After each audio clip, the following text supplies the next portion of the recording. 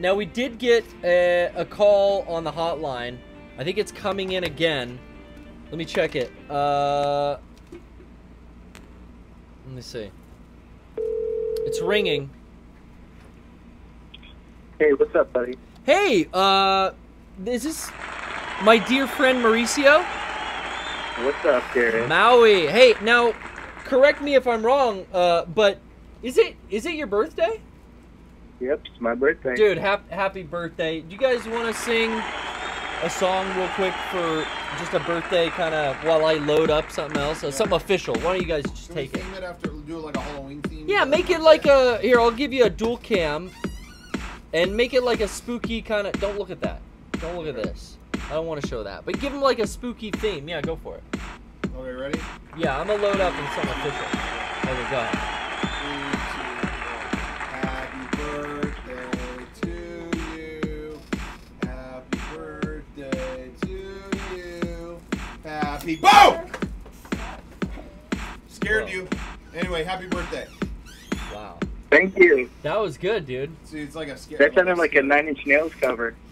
Yeah, it Damn. was. That was Trent Reznor originally. Nice. Originally, the social network opened up with Mark Zuckerberg.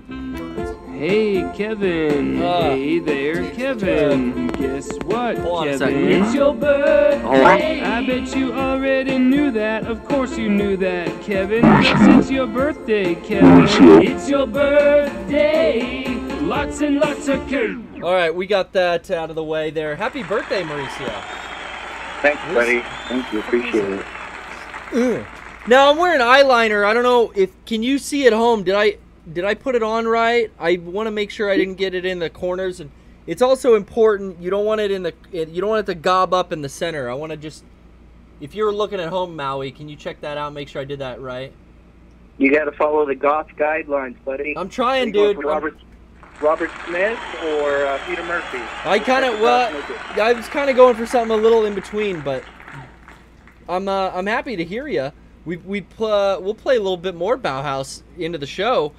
It's our favorite time of year. It's Halloween. It's the music that we love. It's all celebrated. All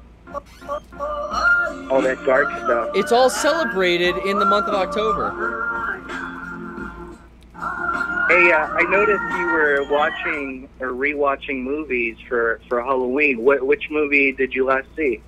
You know, I think I talked about it on the podcast. The Henry Portrait of a Serial Killer. Actually, the last one I saw, that one is good. But technically, the last one I saw was I just watched Drag Me to Hell.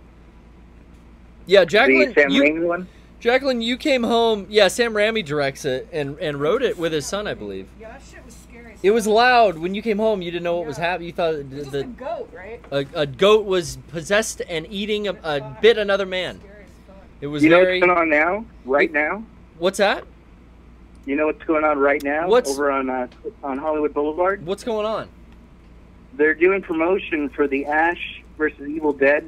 Oh shit! TV show, and they closed down Hollywood Boulevard, and right now Iggy Pop and the Stooges are performing for that promotional for the TV show. Dude, I want to be your dog. I'm glad that they're getting that. I just saw, yeah. They're getting a big push with radio promotion. I keep hearing it advertised on the Howard Stern show, and I was happy because I'm very excited for this, and I don't know that a lot of people have Stars. I gotta figure out another way to watch it as well, because I don't have Stars.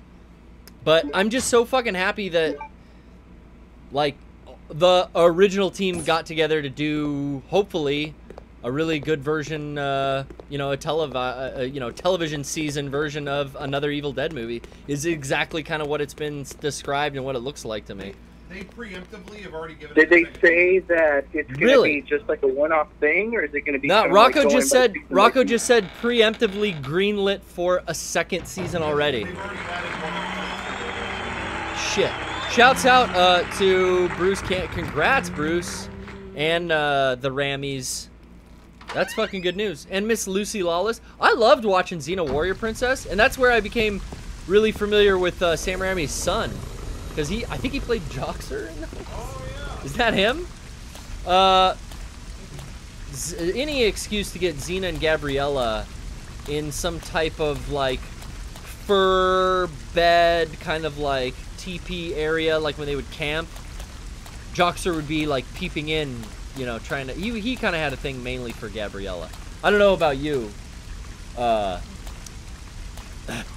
Pinwheel, Clayface. What is the name of the fucking Saw villain? Jigsaw. I don't know. Fuck it. Those movies. They don't need. You don't need a killer. That's like in Poltergeist when the second one they started calling him like Mr. Bojangles or some shit. And then in the second Exorcist it was fucking Pazuzu. You know what I mean? Yeah. Mauricio, I hate Pazuzu. Hey, Jared, I have a question for you. Hit me with that question. I'm a crawl. So I think we all know you're really into scary movies, but what's the last movie that's really scared you? Because I feel now maybe you're a bit desensitized to movies, so when you go to see a movie, I doubt you get scared that much. So what do you look for in a movie if it doesn't scare you? It has to be really viscerally fucked up and scare me on like on a deeper level. Like the last movie that did that was Lars von Trier's Antichrist. Yeah, that one's crazy. Yeah, that one's pretty good. Yeah, Jigsaw's talking about ISIS videos, but I don't even want to... What the fuck? You need to go to church, girl. What the fuck? Yeah, I like Lars von Trier's Antichrist. I'll go with that as my answer. Hey, are you still not to change subjects radically, but I've beaten Diamond Dogs. I've conquered Metal Gear Solid since we've last spoke. Did you win that pen? Dude, I've got the pen. Well, hold on. Where's my fanny pack? And now, as many of viewers know at home, I am a proponent of the fanny pack. Yes, I have a lot of pants pockets, but also I need other accessory pockets and such, and a wonderful place to wear my pen. But yeah, are you still selling these? Yeah, I have. I still have some more of those. Yeah, those have been great sellers. I knew the game was coming out a while ago, and that logo is great. So is that a direct influence from David Bowie? Did Kojima say that? Oh, Kojima, that's like a way better image there. The Diamond Dogs thing, I mean, he doesn't even use the Bowie song in the game. He uses cover by the guy from Ultravox, which you'd probably know more, Midger. But yeah, I think the whole game era is set in like a time where pop music and like electronics and synthesizers were just kind of coming out. So that's really heavily influenced into the story and the whole like kind of aesthetic of the game. But yeah, Rocco had an interesting point about the Diamond Dogs, and specifically there's a Bowie cover, that Man Who Sold the World, yeah, Man Who Sold the World cover is, God, this place is crawling with fucking zombies. I gotta push the switch. Oh, it appears to be locked. I must release the lock first, of course. Oh, stupid of me. It's completely nailed down. Okay, I don't need to go that way. I need to make notes of where these rooms are in the maps, but anyway, about the Bowie references. Yeah, Rocco, didn't you say something like, when you go into the coma as Big Boss, you would have heard the David Bowie Man Who Sold the World. And then, you know, that was like a popular song when that came out. There's a probability... Oh, Cerberus. There's a probability that Big Boss had heard that. And then he wakes up and it's like not the version he knows. It's like a cover of it with this electro synthesizer... Yeah, potentially first time, but I think that's something Kojima's conveying by using that cover version rather than the original. Because I thought it was kind of a weird choice when I first heard it too. I'm like, what's wrong with the fucking original? But I've grown to really like that cover a lot. Oh man, I am on my last fucking leg. That's awesome, but yeah, that's why I wanted to make the pinpricks. It's a cool design. Yeah. Well, where? I'm glad they turned out really good. They're like what, They're really cool. I've seen people wearing them on hats. Like you have them on your fanny pack. Another friend of mine has it on his fanny pack. For cosplayers, I feel like cosplayers would be able to wear them on their gear, their costumes really effectively. And I like that they have not the metal clasps in the back, but the rubber kind. Yeah, those are pretty cool. Yeah, the metal ones always fall off on me. Yeah, I sent like 6 of them.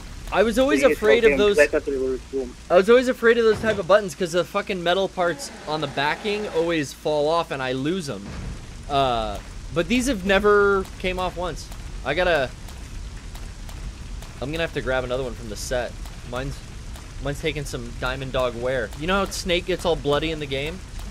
It's getting rough and gritty from all my missions.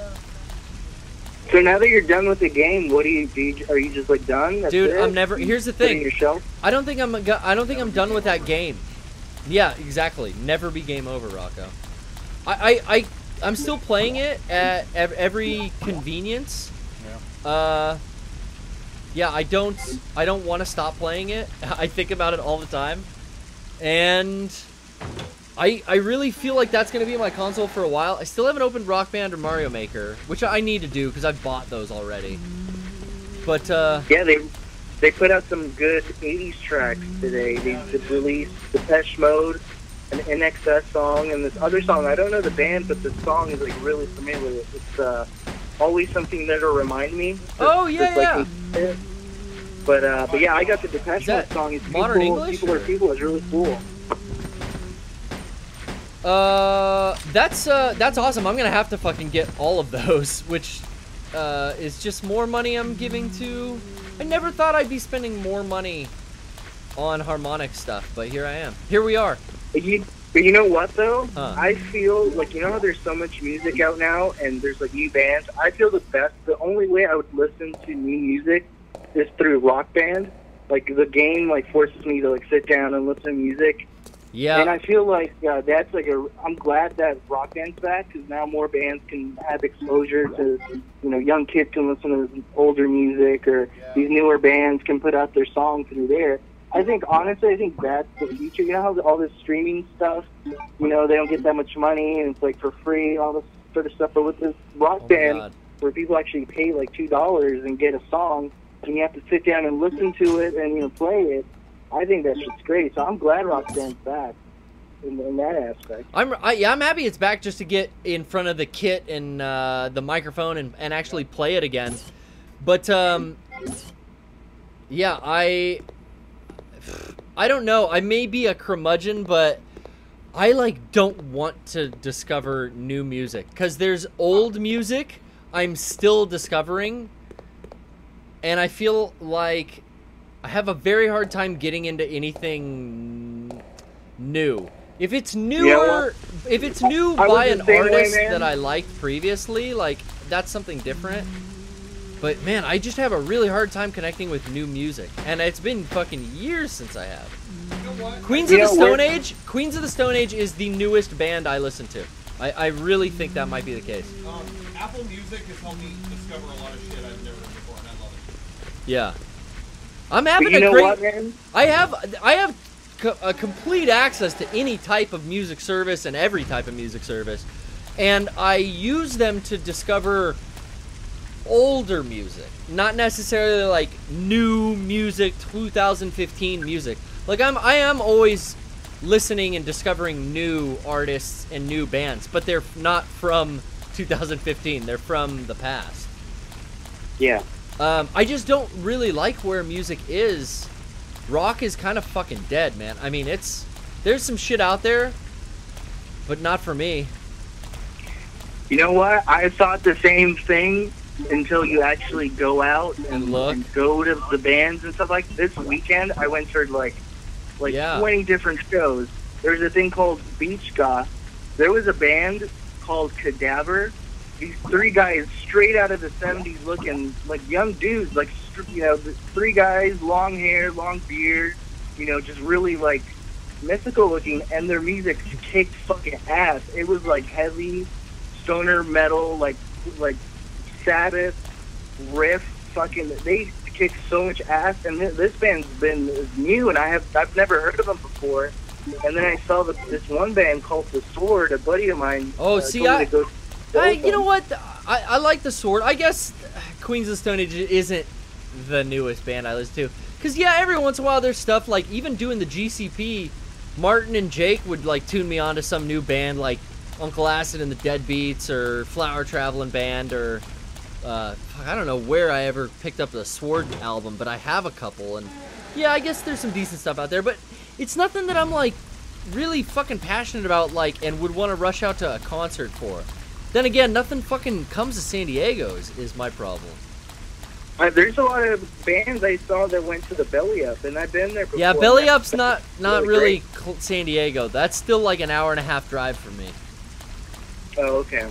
Yeah, Solana but I Beach? mean, it really depends on. I mean, now I don't know how people get their music. I know you said you do streaming services and Google Play. A lot of people use. But I still feel like word of mouth and like just going out to places where you would, you know, like let's say you do like goth music, and you would go to a goth show, and then through there, all the people there would be like, "Oh yeah, there's this new band."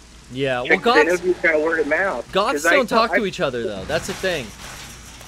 There was this one band also that was like the chick, like the whole band. Just it's so funny how this like '70s thing is coming back. There was a whole stoner metal scene, and all these bands kick ass, and they're all new, and they all look straight at the '70s. This one band had a lead singer chick, really hot with this like awesome outfit and like a headband type of thing. The band looked really like mystical, like really awesome, and the songs were really killer, like just really awesome. So you're saying get out there and give it a try. Don't give up, Garrett. Don't give up, Garrett. There's some bands. I'll show you which bands I saw. Maybe you'll dig them. Maybe. But it really is. Now you just have. There's so many people out there. There's themes and different. You just have to go out and look for them. Well, and there are really good bands that are influenced by that, you know, old stuff. Because the shit you listen to on the radio, of course, is gonna be shit. Because it's old. You know? It's all, you know, towards that commercial shit. But yeah, there's stuff out there. Yeah, I know. Hey, I gotta cut you off. Because it sounds like you're giving me the lecture on music. I know it's out there, buddy. I'll get to it, but I gotta get. Negative Nancy, Garrett. I gotta get to a commercial break soon, buddy. So hey, one more time, tell the people where they can get the pins if they want those Diamond Doggers. You get those on Etsy. Just search Diamond Dog enamel pins. It should be on there. I'll put up a link and you can retweet it for me. Yeah, I'll tweet it out. Check my Twitter, folks. Guys, I'm gonna take a quick commercial break. We're gonna tweet a link. I died. Maui's telling me I gotta listen to the music. Right here, I'm happy with Bauhaus tonight. Happy birthday, buddy. Thanks, buddy. All right, we'll see you later. Bye. Bye.